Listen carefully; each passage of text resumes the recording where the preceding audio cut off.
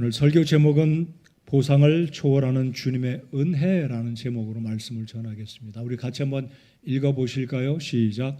보상을 초월하는 주님의 은혜. 혹시 지난달 직장과 일터에서 일하셨는데 급여를 못 받으신 분이 계신가요? 아니 혹시 노동부에 이의를 제기하려고 마음속에 준비하는 분이 계신가요? 보상이란 내가 고용주에게 일을 한 대가로 당연히 받을 권리를 보상이라고 합니다. 다른 말로 급여라고 합니다. 자, 그런데 오늘 설교의 핵심은 이 본문에서 말하는 것은 보상처럼 보일 수 있지만 물론 맞아요. 포도원 주인이 5번에 걸쳐서 사람들을 불러다가 자기 포도원에 일을 맡겼고 그리고 저녁 때 그 값을 지불했기 때문에 보상에 관한 문제도 이 비유에 나오기는 합니다. 근데 이 비유의 핵심은 보상을 말하는 것이 아니라 하나님께서 우리에게 은혜로 구원을 주신 하나님의 자비하심이 본문 비유의 핵심이다라는 것을 기억하시기 바랍니다. 자, 여러분, 성경은 원래가 히브리어나 헬라어 원문에는 장과 절이 없었습니다. 그러니까 성경을 읽으실 때 19장 따로 20장 따로 이렇게 보시면 그렇게 때로는 도움이 될 수도 있지만 그렇게 도움이 안 될 수도 있다는 것을 기억하시기 바랍니다. 제가 오늘 이 말씀을 드리는 이유는 19장으로 한번 넘어가 보시기 바랍니다. 19장 마지막 절과 오늘 설교 마지막 본문의 9절 16절은 유사한 우리 주님의 결론이 들어 있습니다. 자, 그렇다면 오늘 마태복음 19장을 보시면 27절에 베드로는 예수님께 보상 문제를 가지고 질문을 드립니다. 어떤 보상입니까? 말씀을 드린 즉 이런 의미입니다.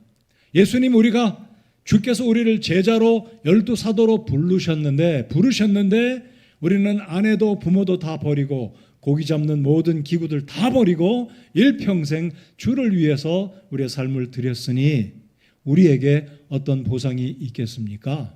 라고 물은 거예요. 자, 그럴 때 주님께서 28절에 이렇게 답하셨습니다.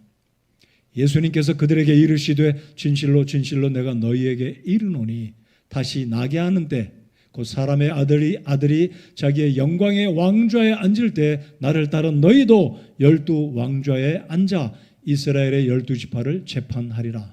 보상입니다. 대가를 주님이 갚아주시겠다는 말씀이죠.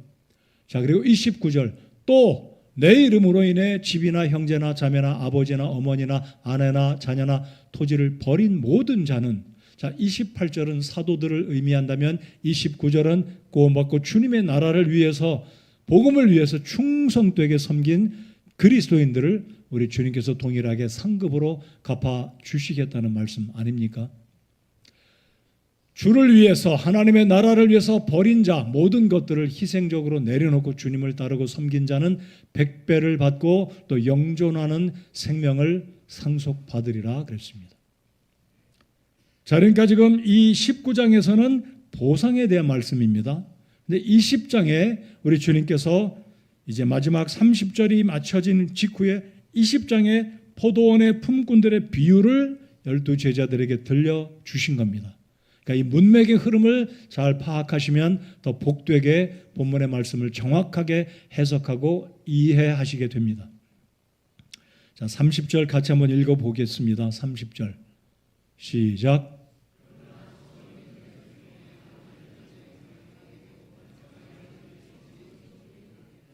도치, 우리 가운데 도치는 어떤 사람에게는 억울하다. 내가 주를 위해서 섬기고 수고하고 많은 것들이 있는데 내가 왜 꼬레비가 돼야 되냐, 내가 왜 마지막에 돼야 되냐, 아마 만족하지 못하는 분이 계실 것 같아요. 또 어떤 경우는 내가 주를 위해서 섬긴 것도 더 많이 할 수 있는데, 더 열심으로 섬길 수 있는데 요만큼밖에 못했는데 주님이 나를 머리가 되게 하셨다. 또 감사하실 분도 계실 겁니다. 자, 이 말씀을 유념해 두시고 이제 20장 오늘 읽은 본문 16절에서도 유사한 말씀으로 포도원 비유를 결론을 짓고 계십니다. 자, 19장의 결론도 유사합니다. 도치, 처음인 자가 나중 될 수 있고 나중된 자가 먼저 될 수 있다. 그리고 포도원 비유에서도 똑같습니다. 16절에 이와 같이란 말은 포도원 비유에 있는 의미를 적용할 수도 있겠고 19장에서 말씀하신 상급에 대해서도 연관지어서 결론적으로 이와 같이 마지막인 자가 처음이 되고 처음인 자가 마지막이 되리니 부름받은 자는 적으나 선정된 자는 적으니라. 오늘 설교 결론에 이 두 구절의 차이를 말씀을 드리겠습니다. 자, 아무튼 오늘 예배에 오신 여러분 가운데 나는 그래도 예수님 믿은 지 적어도 30년, 40년, 50년 됐기 때문에 주님의 나라가 임할 때 우리 주님이 오시면 상 받을 게 두둑하겠다라고 생각되시는 분, 기대가 되시는 분들은 기대하셔도 좋을 것이다라고 믿어요. 왜입니까? 우리 주님은 기억하시고 상급을 갚아주시기 때문입니다.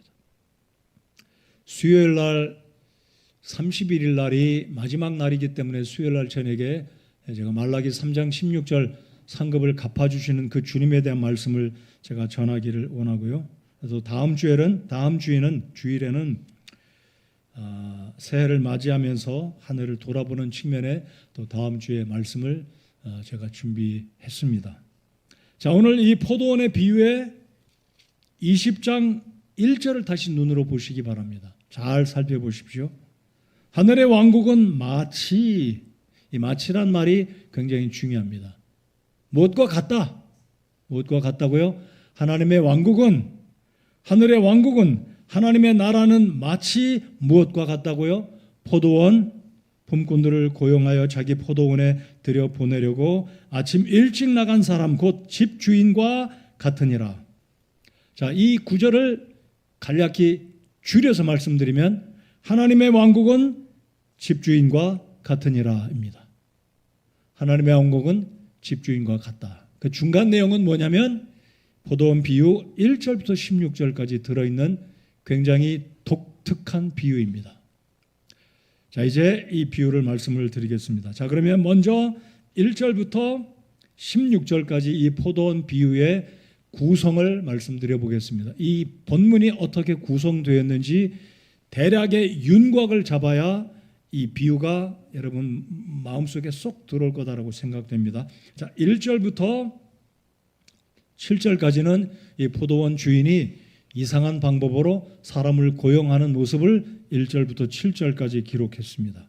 간략히 말씀드리면 5번을 고용합니다. 자, 이 본문에는 이른 아침 3시쯤 그리고 6시와 9시, 11시쯤 이거는 유대인들의 당시의 시간입니다. 오늘날 우리의 시간으로 치면 아침 6시, 오전 9시, 정오 12시, 오후 3시, 그리고 오후 5시. 그리고 일의 마감은 6시가 종료입니다. 자, 그렇다면 마지막 5시에 고용된 사람도 포도원에 들어가서 1시간밖에 일을 하지 않았는데 똑같이 1데나리온을 지급하는 게 본문의 비유입니다. 다시 기억하십시오. 포도원은 마치 하나님의 왕국은 마치 어떤 사람과 같다고요? 포도원 주인과 같다. 포도원 주인이 어떻게 일꾼들을 고용합니까? 이른 아침 6시, 9시, 12시, 3시, 5시. 여러분, 우리 세상에 이런 주인 있나요? 이런 사장 있나요? 저 가락동인가 어디에 가면 일용직 일꾼들이 피켓 들고 나는 뭐 무슨 일이 다 있어요. 그럼 일용직 사람들 데려다 씁니다. 근데 해가 넘어갈 무렵 거의 하루 일과가 다 지나고 5시에 데려다 쓰는 사람이 마치 하나님의 왕국의 이런 주인과 같다. 이게 이 비유에 굉장히 키가 들어있는 의미가 1절에 들어있는 거예요. 하나님의 왕국은 마치 무엇과 같다. 누구와 같다고요? 포도원 주인과 같다라는 겁니다. 자, 이제 8절로 9절까지는 이 포도원 주인이 품삯을 지불하는 모습이 9절, 10절, 8절로 10절이고요. 그리고 11절, 12절 보시면 먼저 고용된 품꾼들이 원망합니다. 왜입니까? 6시에 일했고 9시, 12시까지. 이들은 쉽게 말씀드리면 유대인들이었습니다.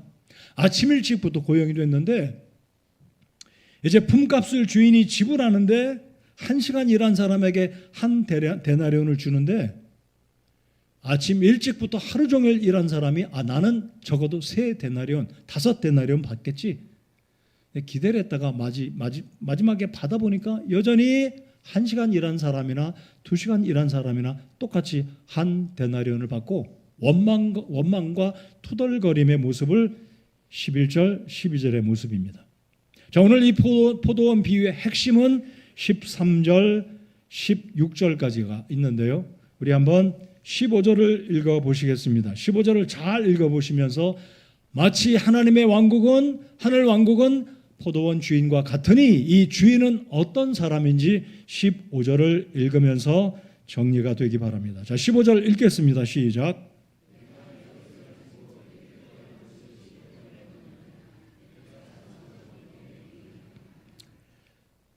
여러분, 이 비유를 잘 보시면 이 포도원 주인은 일꾼들을 품삯을 정하게 되는데 합의했어요. 합의.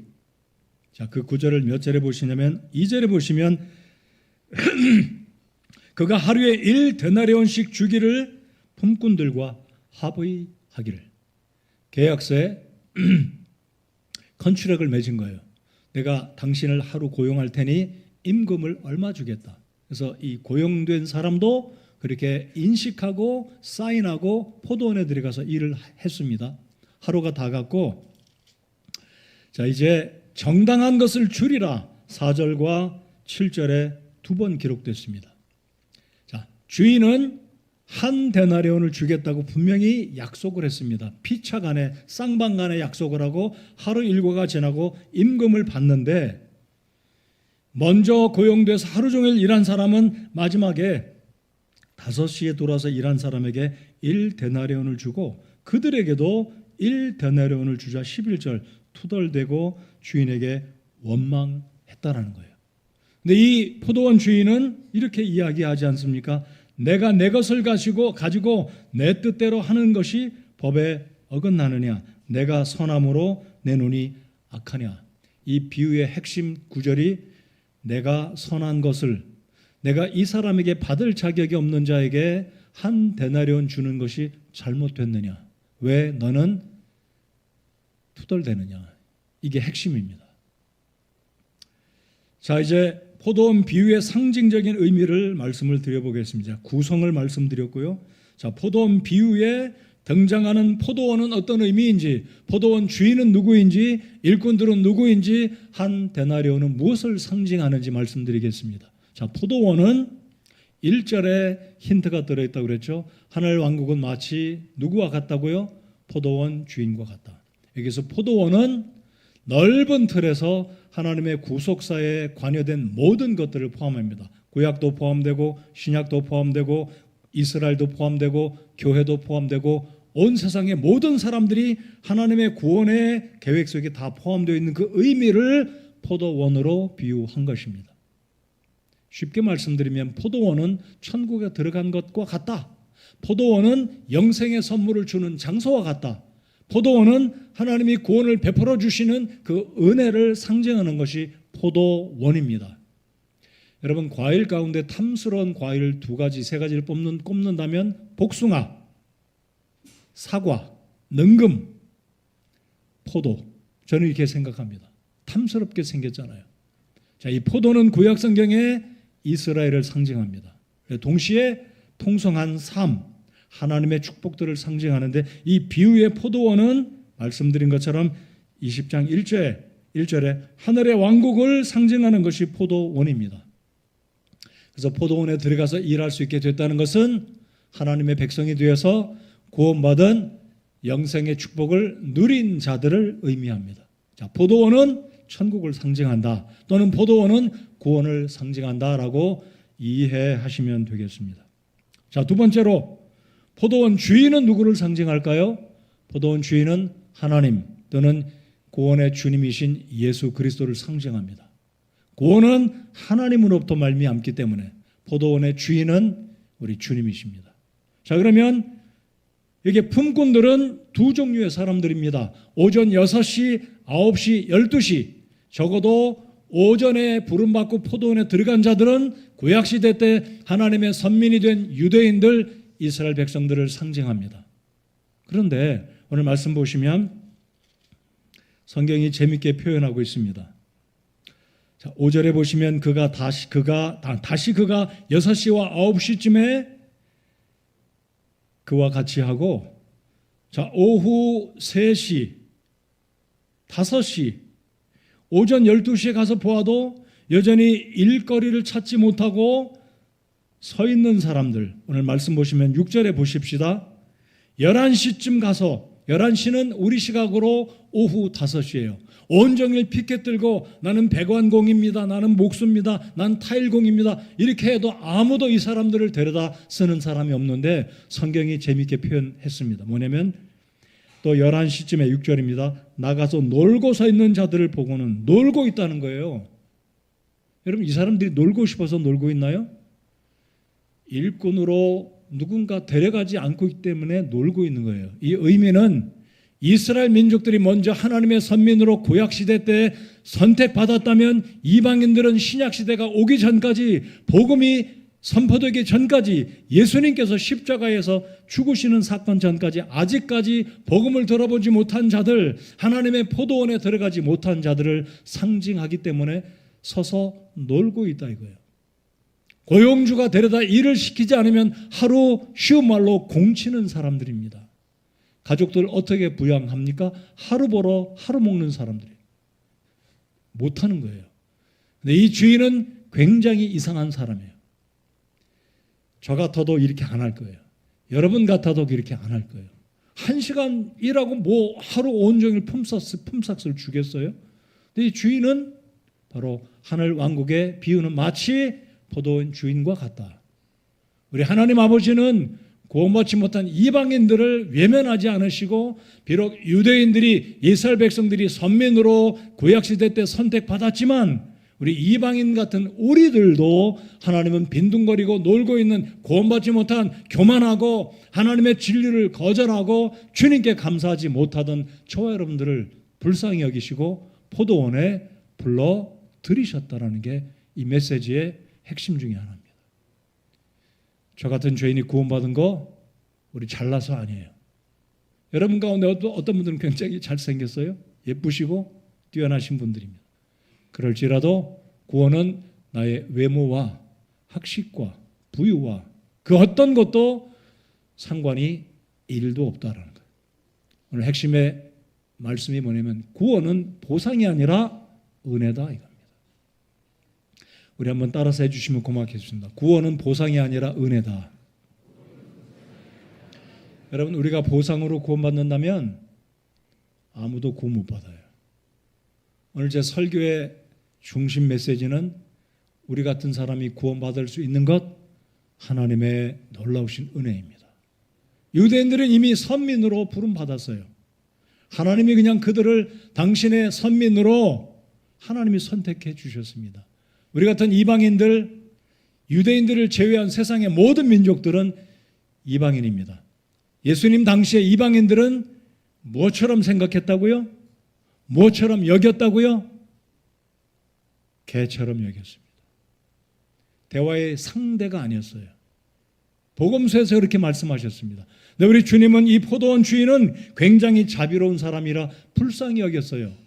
빈둥거리고 놀고 있는 그들, 마지막 하루 일과가 마치기 1시간 전에도 그들을 불러서 내 포도원에 들어가서 일해라. 내가 정당하게 값을 주겠다.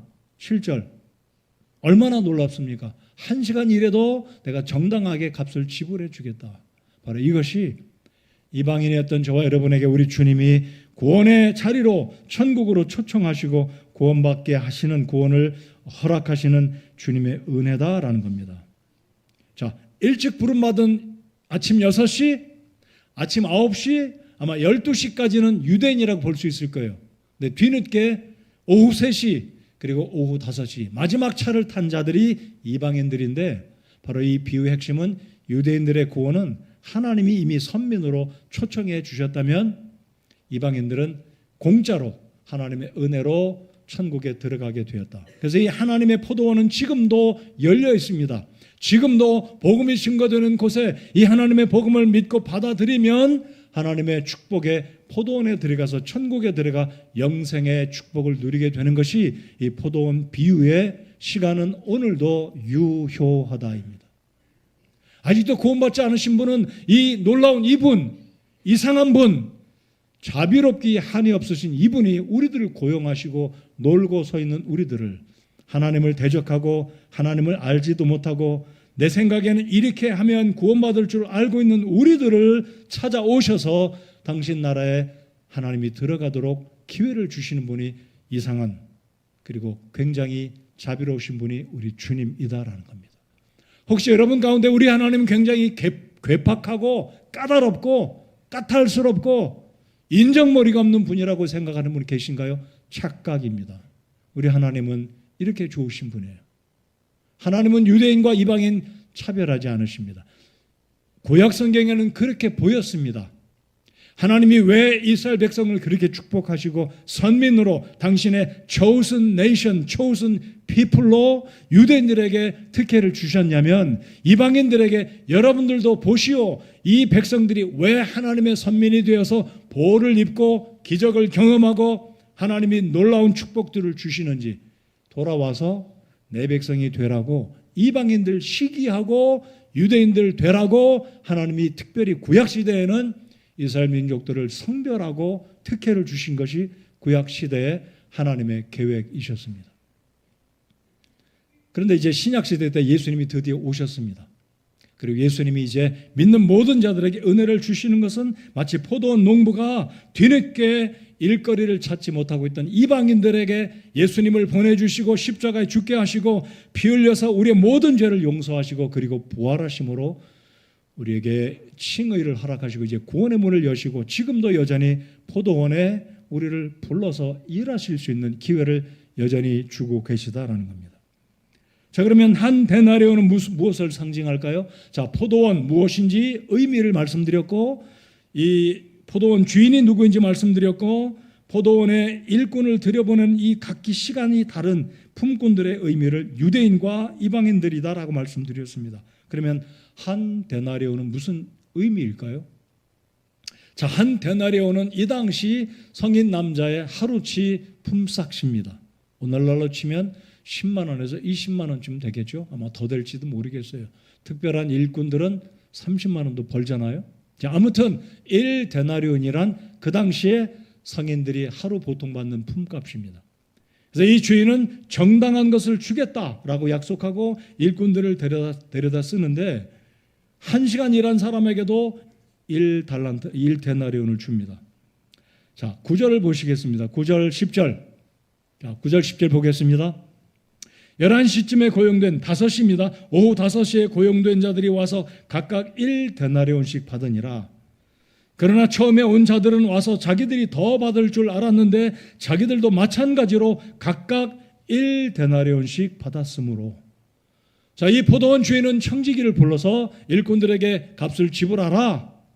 청지기가 일꾼들을 다 불러서 값을 지불하는데, 누구 먼저 지불하냐면 6시에 와서 일한 사람이 아니라 뒤늦게 온 사람들에게 값을 지불합니다. 모두 다 1데나리온씩 받습니다.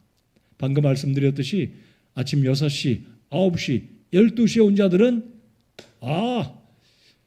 내가 주인과 약속한 것은 1데나리온인데 보니까 저 사람은 뒤늦게 왔는데 1시간 일했는데 1데나리온 받았다면, 야, 나는 적어도 3데나리온 아니면 5데나리온 아니면 6데나리온까지도 받겠다.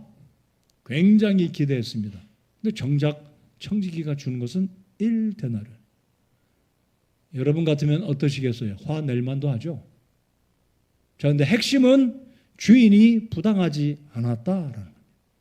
핵심은 주인이 자신의 것으로 받을 자격이 없는 자에게 선대해 준 것을 가지고 내가 왜 화내고 내가 왜 투덜거리고 나한테 따지느냐 이거예요. 분위기 상황을 이해하셨을 겁니다. 자, 그렇다면 여기 따지는 자들은 누구냐면 유대인들이다 이거예요. 예수님 당시에 유대인들은 우리 예수님께, 하나님께 이런 비유를 통해서 우리 주님은 그 당시 유대인들이 얼마나 율법주의적이고 이 땅에 구세주로 메시아로 오신 그 예수님을 박대하고 조롱하고 공격하고 결국은 십자가에 못 박아 죽이는 이 모습을 우리 주님은 비유로 말씀하신 거죠. 그래서 19장과 20장의 비유에 공통적이고 또 다른 모습은 상급은 노력하면 100배로 받지만 포도원에 들어가서 일한 것은 상급으로 받아지는 것이 아니라 핵심 포인트는 오후 3시에 오후 5시에 들어간 자들도 일찍 온 사람들과 똑같이 한 데나리온을 받았다는 겁니다. 자, 다시 말씀드립니다. 보상과 은혜는 천지 차이다 이거예요. 보상은 내가 수고하고 노력해서 받는 당연한 대가, 급여입니다. 여러분들 일하시고 못 받았다면 조치를 취해서 잘 받으실 수 있는 권리와 권한이 얼마든지 있어요.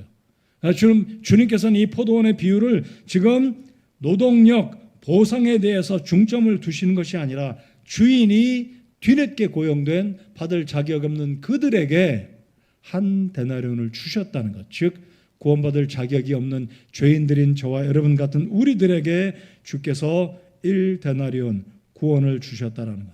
그래서 하나님의 구원이란 유대인들도 이방인들도 동일하게 우리 주님이 구원을 주신다라는 게 이 포도원 비유의 핵심입니다.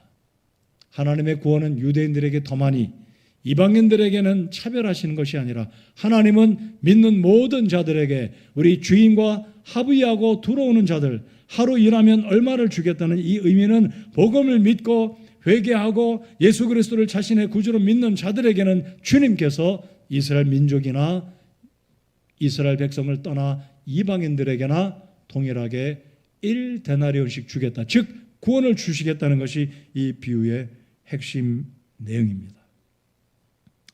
자, 그렇기 때문에 1데나리온은 분명한 것으로 말씀드렸듯이 유대인이나 이방인이나 먼저 믿었거나 더 많이 수고했거나 아니면 나중에 와서 일을 했더라도 조금 덜 일했더라도 예수 그리스도를 구주로 믿는 모든 자들에게는 민족과 나라를 물어나고 모두에게 구원의 은총을 주시는 것이 우리 하나님 아버지의 자비와 사랑이다라는 것이 이 비유의 핵심입니다. 우리 하나님 말씀을 다시 한번 13절, 15절 한번 보시겠습니다. 13절을 우리 같이 한번 읽어보시겠습니다. 13절입니다. 시작. 그가 그들 중에 한 사람에게 응답하여 이르되 친구여 내가 내게 잘못한 것이 없노라. 내가 나와 1데나리온으로 합의하지 아니하였느냐. 자, 오늘 제가 이게 말씀드리기를 2절에서 합의했다라고 말씀을 드렸습니다. 분명히 합의했어요. 일방적으로 주인이 품값을 정하지 않고 분명히 클리어하게 얼마를 주고 너는 얼마를 받을 것이다 합의했어요. 그리고 이 합의에 대해서 13절에서 또 이야기하고 계십니다. 내가 나와 1데나리온으로 합의하지 아니하였느냐. 자, 그러니까 이 포도원 주인은 아침 6시에 왔든 9시에 왔든 9시에 왔든 온종일 땀 흘리고 열기 가운데 힘 다해서 일을 했던 이들에게 전혀 노동법을 어기지 않았다 이야기입니다. 정당하게 합의한 내용 그대로 다 약속을 지켰다. 근데 문제는 이 사람들이 누구 때문에 시기하고 화내고 투덜거리냐면 뒤늦게 온 사람들 때문에, 주인이 그들에게 선대해 준 것 때문에 시기하고 질투한다라는 겁니다. 성도 여러분들, 우리는 유대인들이 아닙니다. 그럴지라도 여러분 가운데 내가 이 교회를 오래 믿고 오래 섬겼고 나름대로 내가 어떤 성도보다 더 열심히 섬겼기에 나는 더 많은 것을 받아야 되고 나는 특권과 권리가 있다라고 생각한다면 먼저 된 자 꼬리배가 될 거예요. 뒤로 갈 거예요. 지금 유대인들에게 주님이 하신 말씀이 그거예요. 너희 유대인들 먼저 믿었다고 아브라함의 후손이라고 자랑하지 말라. 겸손히 섬겨야 될 것을 주님이 말씀하고 계신 것입니다. 자, 오늘 포도원 주인이 먼저 온 자들에게 친구여라고 부릅니다. 근데 사실 이 친구여는 그렇게 다감한 정이 있는 표현이 아닙니다. 영어 성경에 그냥 정확하게 friend라고 불렀어요. 친구여, friend. 우리말로 표현을 드리자면 자네, 지금 모자랐다고 그러냐, 이런 의미예요. 그러니까 주님은 지금 경고성으로 자네 받은 거 갖고 떠나가라. 나와 너 비즈니스 끝났어. 계산 다 끝났으니까 가. 이거예요. 그러니까 친구야라는 의미는 지금 주님께서 다정다감하게 부른 게 아니라 공무적으로, 형식적으로, 법적으로 난 너에게 잘못한 게 없으니 나 주인으로 너에게 지불했으니까 가. 더 이상 가. 이런 의미다 이거예요. 그리고 핵심 포인트는 내가 선함으로 내 눈이 악하냐 이거예요. 여러분 주님께서 저와 여러분에게 은총 베풀어 주심에 감사하시기 바랍니다. 주님께서 저 사람에게 은총 베푸신 것에 대해서 불평하지 말고 시기하지 말고 주님께 원망하지 말고 주여 제가 구원받은 것 자체만으로도 황공무지로소이다. 이 고백이 우리에게 있어야 된다는 게 이 포도원 비유의 핵심 중에 하나입니다. 성도 여러분들, 저와 여러분이 잘나서 구원받은 게 아니잖아요. 어떤 공로가 크기 때문에 구원받은 게 아니지 않습니까? 맞습니까? 우리 구원받은 것 절대로 철저하게 하나님의 은혜입니다. 우리 주님께 이와 같은 은혜, 감당할 수 없는 은총을 베풀어 주신 우리 주님께 감사하시는 저와 여러분 되어야 하겠습니다.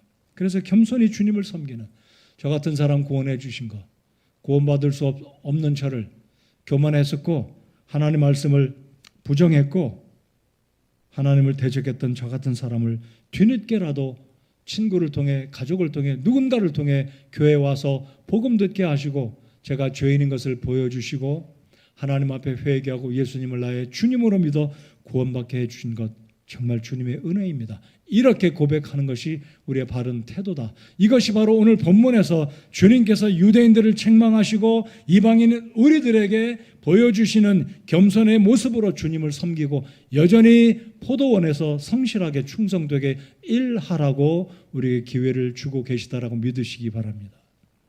우리 하나님 말씀 같이 한번 읽어보시겠습니다. 로마서 4장 4절 5절입니다. 여러분 이 로마서 4장 4절 5절은 바울 사도가 굉장히 놀랍게 정확하게 우리 하나님의 은혜가 무엇인지 보여주고 있습니다. 우리 4절 3절은 지나고 4절 5절만 읽겠습니다. 시작. 이제 일하는 자는 품삯을 은혜로 여기지 아니하고 빚으로 여기거니와 이를 하지 아니할지라도 경건치 아니한 자를 의롭다 하시는 이를 믿는 자에게는 그의 믿음을 의로 여기시느니라. 우리 이렇게 생각해 봅시다. 해가 어느덧 넘어가고 이 품꾼들이 나 오늘 하루 공쳤네. 집에 가면 우리 아내 우리 자식들 어떻게 보지? 나를 기대하고 우리 가족들은 먹을 거를 지금 걱정하고 있을 텐데 근데 포도원 주인이 와서 자네 내 포도원에서 일하게나. 이 사람도 머리가 있지 않아요? 아니 해가 넘어갈 때가 이제 다 됐는데 1시간 일하면 과연 내가 하루 품삯을 받고 우리 가족들 먹여 살릴 수 있을 건가? 근데 합의했어요. 들어가서 일했어요. 1시간 금방 지났습니다. 청지기가 불러서 주는 게 반 데나리온이라 한 데나리온. 이게 바로 우리 주님의 은혜다라는 것을 보여주고 있는 거예요. 우리의 생각을 뛰어넘어서 나 같은 사람 구원받을 수 있을까? 천만에요. 구원받을 수 있습니다. 어떻게 해요? 회개하고 좋으신 아버지 하나님 앞에 돌아가서 예수님을 나의 주님으로 믿고 영접하기만 하면 하나님은 포도원에 들여주시는 분이 마치 하나님의 왕국은 포도원 주인 같으니라. 아멘 하십시다. 올 해가 가기 전에 아직 구원받지 못하시는 분, 망설이는 분, 구원이란 내가 이것도 해야지. 착한 일도 하고 구제도 하고 하나님 앞에 잘 보이고 율법도 준수하고 성수도 지키고 성수주일 헌금도 드리고 이것도 하고 저것도 하고 그래야 하나님이 구원해 주시. 벼룩도 낯짝이 있다고 어떻게 공짜로 받나? 아닙니다. 우리 하나님은 5시에 고용한 그들에게 합의하시고 이행하시는 주님이다. 이게 바로 하나님 왕국 복음이 우리에게 오늘 이 시대에 주시는 하나님의 구원의 축복은 선물이다라는 것. 그러므로 하나님의 구원은 보상이 아닙니다.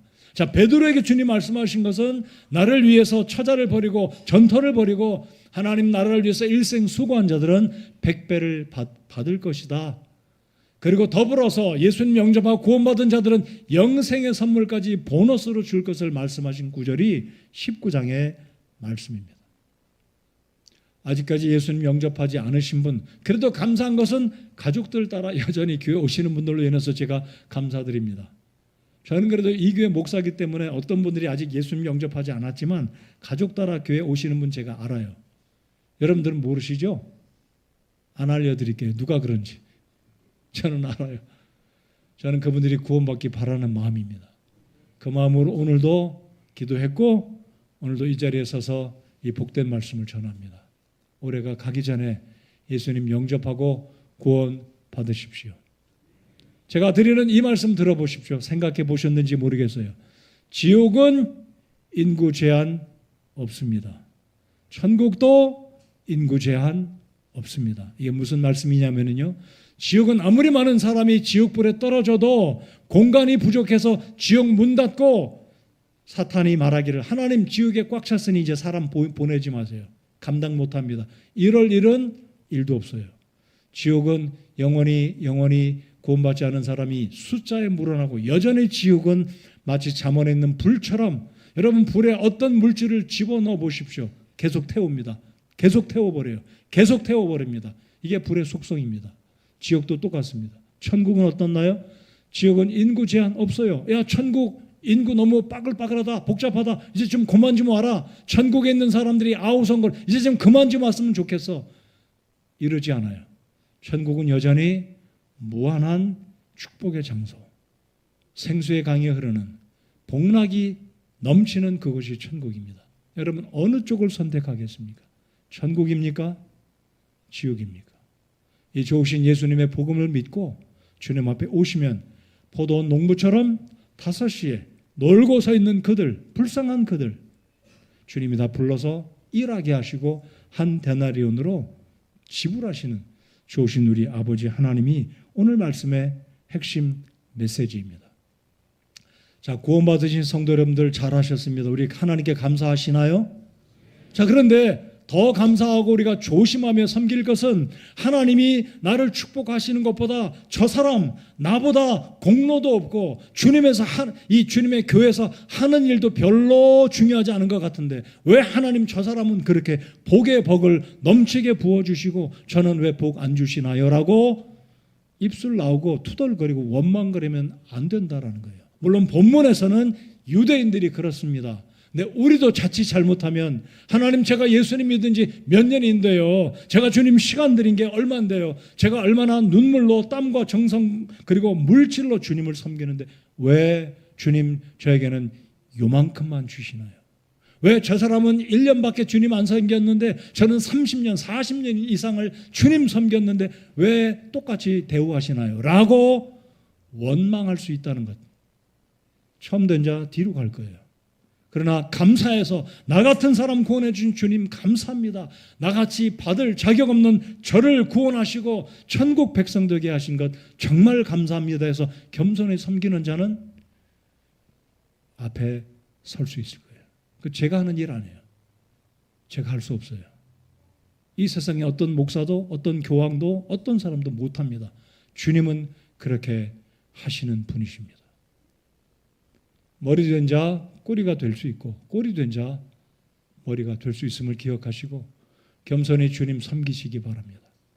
올 한 해도 하나님의 포도원에 들어오셔서 아침부터 떼약볕에서 무거운 것 실어 나르고 열기를 견딘 우리와 같게 대우하시나니까 이 의미를 기억하시면서 저와 여러분을 하나님의 포도원에 부르시고 하나님의 교회 사역에 동참시키시고 섬길 수 있는 특권 주신 거 감사하십시다. 그리고 새해에도 하나님의 포도원에서 충성되게 열심히 성실하게 일하는 저와 여러분들 되시기 바랍니다. 자, 그래서 이 포도원 비유에는 유대인들을 주님이 책망하십니다. 그리고 이방인들에게는 이런저런 말씀을 안 하시지만 이방인들에게 주시는 눈에 보이지 아니하는 귀에 잘 들리지 아니하는 메시지가 뭐냐면 이와 같이 처음인 자가 마지막이 될 수 있고 마지막인 자가 처음 될 수 있다는 게 유대인들에게 그리고 이방인들에게 주님께서 우리에게 주시는 메시지입니다. 자, 우리 하나님 말씀 한 구절을 더 읽어보고 말씀의 결론을 맺겠습니다. 에베소서 3장 6절을 읽어보겠습니다. 에베소서 3장 6절은 로마서 4장 말씀처럼 바울이 이방인들에게 놀라운 축복을 이미 이방인들도 받고 있다는 것을 깨닫게 해주시는 놀라운 말씀입니다. 자, 로마서 3장 6절 같이 읽어보시겠습니다. 시작.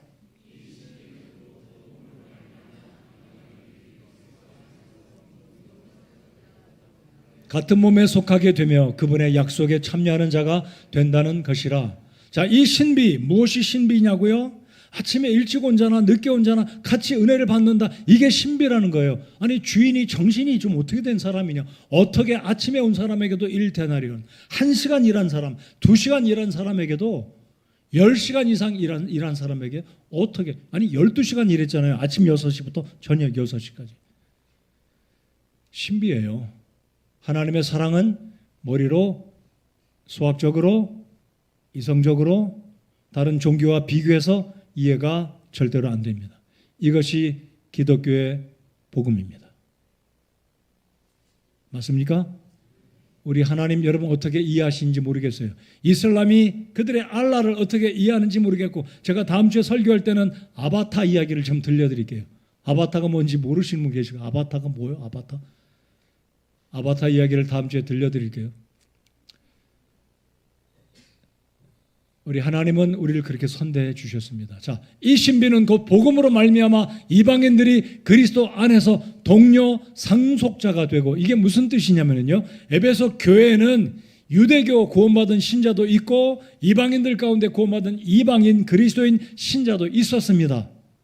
아마 숫자적으로 치면 후자가 더 많을 거예요. 왜냐하면 터키의 에베소라는 항구에 세워진 이 교회는 이방인들이 더 많았기 때문에. 근데 그 속에 유대인 기독교인들도 있었습니다. 유대인 크리스찬도. 근데 바울이 말하기를 신비하다. 어떻게 이 교회에 유대인들도 이방인 그리스도인들도 구원받아서 한 몸이 되냐? 어떻게 한 교회 지체가 되느냐? 예수님의 몸이 되느냐? 신비다 그랬어요. 이게 하나님이 하시는 일입니다. 여러분, 구약시대 때 예수님 시대까지만 해도 이방인들은 유대인 공동체에 들어올 수가 없었어요. 개취급당했습니다. 대화의 대상이 안 됐어요. 이방인들은 한쪽에 그냥 자기들끼리 모여서 얼마나 그랬습니까? 근데 이 말씀 보세요. 이제는 동료 상속자가 됐다 이거예요. 똑같은 특권, 권한이 있다는 겁니다. 모두 다 한 데나리온 받았어요. 이게 바로 하나님 나라 교회에 있는 신비다라는 거예요. 아직까지 구원받지 않으신 여러분들, 구원은 내 생각보다 그렇게 어려운 게 아니에요. 우리 하나님의 은혜, 하나님의 예수 그리스도의 그 복음을 믿고 받아들이면 우리 주님은 오늘도 바로 이 신비, 동료 상속자, 유대인이나 이방인이나 동일하게 같은 몸의 교회에 속해서 그분의 약속에 참여하는 자가 될 수 있다고 바울 사도가 에베소 교회 성도들에게 가르쳐주고 있는 말씀입니다. 자, 유대인들은 혈통이 구원의 조건이었습니다. 그러나 오늘 품권의 비유는 말씀하시기를 혈통은 구원의 조건이 아니다. 전통과 경력도 구원의 근거가 아니다. 복음을 믿는 모든 자에게 동일한 은혜를 주시는 하나님을 시기하지 말라라는 말씀이 우리 주님이 유대인들 앞에서 증거해 주신 포도원의 비유의 핵심 내용입니다. 우리 구원받은 것 정말 우리 주님의 은혜입니다. 우리 주님께 감사와 찬양을 올려드립니다. 자, 우리 기억하십시다. 먼저 믿은 자도 있고 나중에 믿은 자도 있습니다. 여러분 가운데 먼저 이 교회에 나와서 주님을 수십 년간 섬긴 분도 있고 최근에 오신 분도 있습니다. 서로 나름대로 개인의 생각으로 판단하지 말고 있는 위치에서 내 할 본분만 겸손히 플러스 최선을 다해서 섬기는 것이 구원받은 성도의 마땅한 본분이다라고 믿습니다. 그래서 우리 주님은 때가 되면 우리를 부르시고 상급도 주시고 구원의 은혜는 이미 포도원에 들어왔기 때문에 교회의 지체가 되었고 구원받은 주의 백성이 되어서 주님의 교회를 섬기기 때문이 아닙니다. 다시 한번 따라서 해주시면 고맙겠습니다. 구원은 보상이 아니라 은혜의 선물입니다. 아직까지 구원받지 못하신 분 회개하십시오. 그리고 예수님 믿으시면 포도원의 농부처럼 자격 없는 자 부르시고 포도원에 들어가서 일할 수 있는 기회를 주십니다. 천국의 축복을 주실 거예요. 차별하지 않으십니다. 내 것을 가지고 선하게 쓴다고 이 유대인들에게 주님이 책망하시지 않으셨습니까? 우리는 다른 사람보다 더 많이 일했기 때문에 구원받은 것이 아닙니다. 은혜 아니면 이 자리에 올 수 없는 사람들입니다. 우리가 이곳에 와 있는 것 주님의 은혜인 줄 믿으시면 아멘 하십시다. 주님의 은혜예요. 다른 거 없어요. 공부 많이 해서요? 똑똑해서요? 사회적인 리더적인 신분에 있어서요? 아닙니다. 그거 믿으면 더 못 오죠. 저 같은 사람도 주님이 구원해 주신 것, 지금 40년 이상 주님을 섬기는 것 하나님의 은혜입니다. 하나님의 나라는 시대와 민족과 장소를 떠나 불변의 법칙이 있습니다. 이 불변의 법칙이 뭔지 아시나요? 교만한 자는 하나님이 대적하십니다. 그게 유대 민족이든 이방 민족이든 교만한 민족 하나님이 대적하십니다. 불변의 법칙, 겸손한 자는 주님이 은총을 베푸시는 것이 우리 하나님 아버지의 하나님 나라의 불변의 법칙인 줄 믿으시기 바랍니다. 자, 오늘 마지막 말씀의 결론은 16절입니다. 자, 16절은 그러면 19장 30절과 유사하지만 같은 듯 다른 게 들어있어요. 자, 이 말씀 드리고 끝맺겠습니다. 자, 16절을 보십시오. 자, 이와 같이 마지막인 자가 처음이 되고 처음인 자가 마지막이 되리니, 여기까지는 우리 주님께서 베드로에게 상급에 대해서 100배를 주겠다라고 이야기하셨고, 처음인 자가 마지막이 될 수 있고 마지막인 자가 처음 될 수 있다, 경고의 말씀을 주셨어요. 이 말씀은 유대인에게나 이방인 우리들에게나 똑같이 적용됩니다. 그런데 오늘 비유의 마지막 결론과 같은 이 16절, 처음인 자가 마지막 되고 처음이 되고 마지막인 자가 처음 되고 처음 된 자가 마지막 된. 그런데 마지막 잘 보십시오. 부름받은 자는 많으나 선정된 자는 적으니라. 무슨 뜻일까요? 자, 유대인들에게 주님이 지금 본문에서 말씀하십니다. 부름받은 자는 많으나, 유대인들 하나님이 구약부터 이미 부르셨어요. 히브리인으로 유대인으로. 지금도 이스라엘 온 세상의 방방곳곳에 주이시들 얼마나 많아요? 부름받았습니다. 어떻게 해요? 선민으로, chosen people로 하나님이 부르셨어요. 나 선민 안 되고 싶어도 할 수 없어요. 유대인입니다. 근데 부름받은 자는 많으나 선정된 자는 적으니라. 유대인이라고 저절로 구원받는다는 게 아닙니다. 선정받았지만 회개하고 예수님을 믿어야 하나님 나라에 부름받고, 여기 있는 포도원의 일꾼들처럼 주인이 와서 그들을 고용시켰어요. 아무나 다 유대인이라고 천국 그저 가는 게 아니다라는 거예요. 아무나 다 유대인이라고 구원받는다는 게 아니라 예수님 믿고 복음을 받아들이면 포도원에 들어가서 여기 일하게 된 이 고용주와 일하는 품꾼과 같이 복음을 받아들이면 선정된 자들로, 부름받은 유대인일지라도 예수님 영접해야 선정된 주의 백성이 된다라는 말씀입니다. 오늘 이 자리에 나오신 여러분들 저절로 하나님 백성 되지 않습니다. 여러분의 아내와 부모 따라 교회에 왔을지라도 여러분 개인이 회개하고 예수님을 복음을 믿어야 구원받고 하나님의 포도원에 들어가는 영생의 복을 누리고, 일하다가 때가 되면 주님이 구원의 복도 주시고 상급도 주신다는 게 오늘 포도원 비유의 중요한 핵심 메시지입니다. 이해가 되셨으면 믿고 실천하십시다. 구원받지 않으신 분 예수님 영접하십시오. 올 해가 가기 전에 다 같이 일어나서 우리 찬송하겠습니다.